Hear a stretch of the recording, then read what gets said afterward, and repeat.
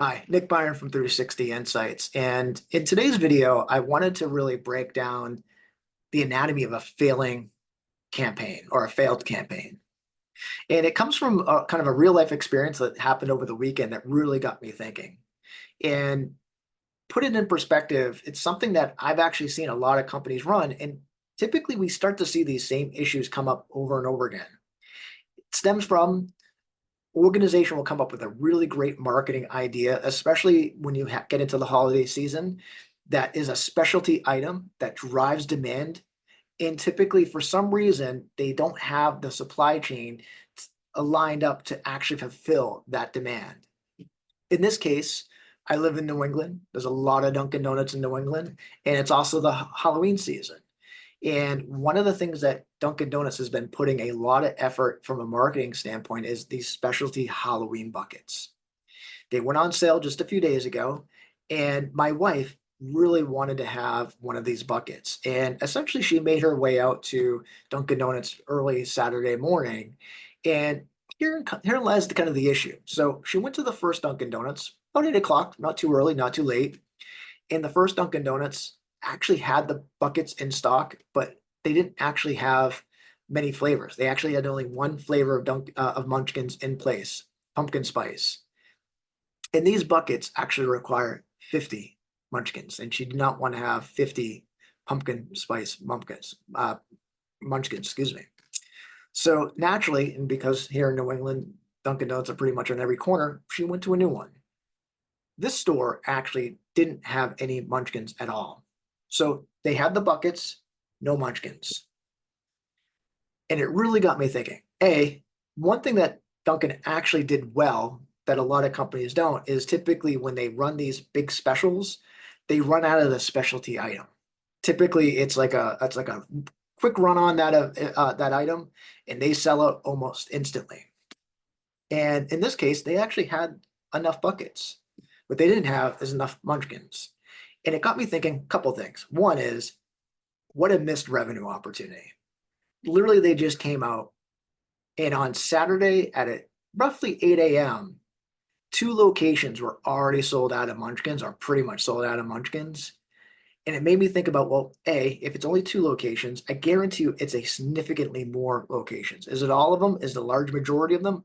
Who knows? And how many people actually tried to attempt to get these buckets over the course of just a Saturday and were unable to have their orders fulfilled? And then you magnify that. I bet you it's not just a Saturday thing, probably a Sunday, Monday, and so on and so forth. How much revenue loss is this to Dunkin' Donuts? I mean, at the end of the day, they spend a significant amount of time marketing these items in the New England area. There's commercials, billboards, Facebook ads, and so on and so forth. And let's face it, when you're running a big campaign like this, what are you trying to do? Drive awareness, drive demand, and more importantly, revenue. Well, it drove awareness, it drove demand, but it's going to be a significant miss from a revenue opportunity because how many people were not able to get what they wanted? That's massive. At the end of the day, I don't know the revenue breakdown of Dunkin' Donuts, but I guarantee you it could be magnitudes of hundreds of thousands, if not millions of dollars of potential revenue loss. Then you obviously have the ramifications of a negative experience to a customer with respect to your brand. It also, from an anatomy of breaking down kind of a failed campaign, it also shows a misalignment within the teams within Dunkin'. Because although they ran the branding and they had the manufacturing of the buckets, there was a misalignment to whatever systems are in place to ensure that these locations are properly supplied with things like, for example, the munchkins. Again, if you're going to run a campaign on something that you know you're going to have a run on, someone should have been in alignment with that manufacturing facility or the supply chain facility to make sure that these stores had enough munchkins. Because the other thing too is what they did is they ran a campaign to drive awareness, but also drive significantly more awareness than they traditionally do. Because in order to fulfill these buckets, they needed to have 50 munchkins to fill those. Each bucket, 50 munchkins. I believe that is abnormal for what Dunkin's typically does because I think they typically do it in like 20 or 25. So not only are you running a campaign to drive awareness, you're running a campaign to drive significantly more demand for something that you traditionally sell. So in my mind, it's also not just a failed revenue opportunity, but it shows that there was a misalignment between the marketing and brand element of Dunkin' Donuts and people that actually figure out the supply chain elements, because these stores should have been properly supplied to actually fit the amount of buckets that they would potentially have. So again, it's something stupid, thinking of Halloween buckets and why would this be kind of a failed opportunity? But you think about it, this was a marketing opportunity to generate awareness and revenue that really it derived awareness, but not revenue. So imagine what that uplift could have been to Dunkin' Donuts had they properly done this campaign. And another reason why I'm sharing this is that Dunkin's is not alone. Typically, like I said earlier, when you see that these campaigns are being run, a lot of these organizations, they run out of whatever that specialty item is, and then anyone that comes after that they sell out is not able to get that item that they want, leading to lost revenue and a bad customer experience. So what does this all come down to? Well, it's not just kind of retail and service and restaurant and quick service restaurants. This is a lesson when it comes down to really any company that does marketing and sales. Marketing, product, and sales all need to be direct in alignment anytime that there's a campaign ran.